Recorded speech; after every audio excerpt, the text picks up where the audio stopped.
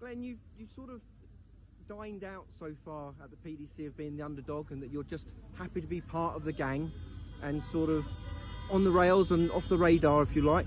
You're top of the Premier League. Do you think now that everyone realises that Glen Durrant is the real deal? That's a nice thing. It was all genuine, them answers. I literally didn't know what them 3 BDO titles meant. Am I a top 10 player? Am I a Premier League player? You know, it couldn't have gone any better for me. But I haven't really won anything yet. I've just been very, very consistent.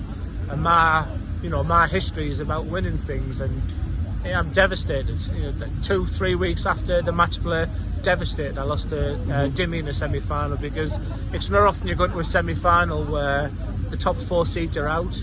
You've already beaten the world champion. You've dodged a massive bullet against Vincent van der Voort, and you know they're the tournaments I want to win. I can beat Dimmy, I know I can, and so it's a tough one to take. So the plaudits are nice. It's nice to be 12 in the world, but I haven't won anything yet. I won a couple of Pro Tours, and I'm a winner, and I won a major title.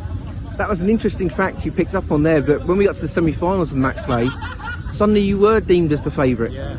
And the whole thing flipped around psychologically almost, perhaps, for you. Was that a factor, do you think? No, because I've been a favourite in the BDO for so long. I remember going to Lakeside one year, maybe the second one or the third one, where prior to the tournament I was even money favourite. You know, that's a tough burden to try and accept. So it's nice being the underdog, playing Peter Wright, Casey Price, Michael Van Gerwen. It's nice because I've never had that. But it didn't faze me when I went into that semi-final, and when all of a sudden I was the favourite to win the match play. That didn't faze me there. The disappointment was the execution. Like I said, I'd like to right that wrong now and get back to Premier League next week, and really get some good results. Does the job not, well, as far as you're concerned, is the job not done until you got that major title at the PDC?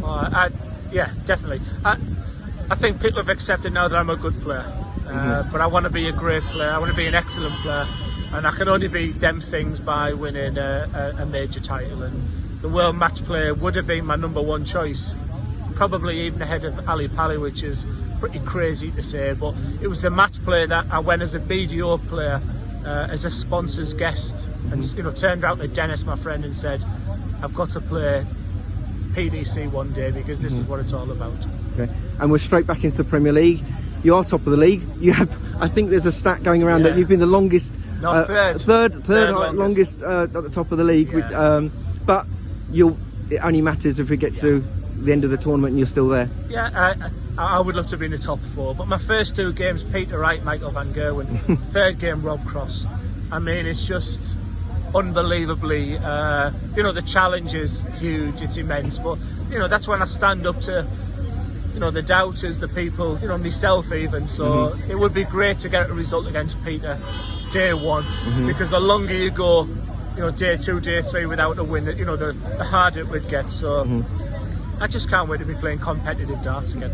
That is going to be another new thing for the players to deal with. Not only you're sort of maybe used to the arena now and the piped in crowd noise, but suddenly having a Premier League every night, and you've only got a 3-day break. Yeah.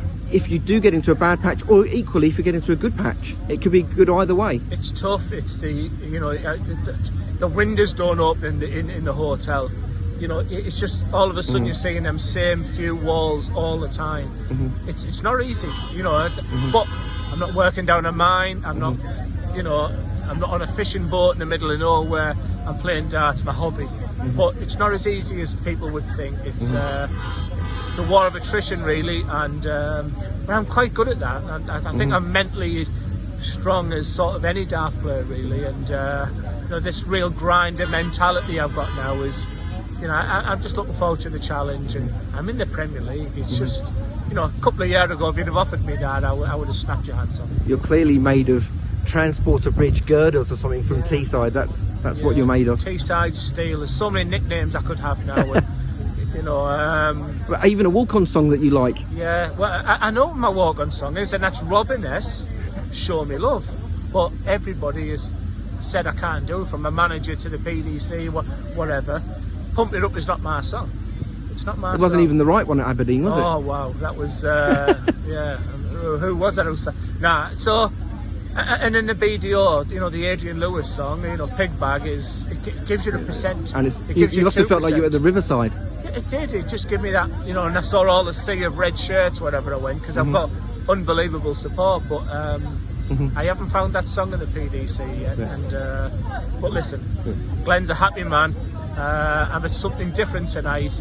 Premier League next week. You know, the future's rosy, and it's tough times for everybody right now.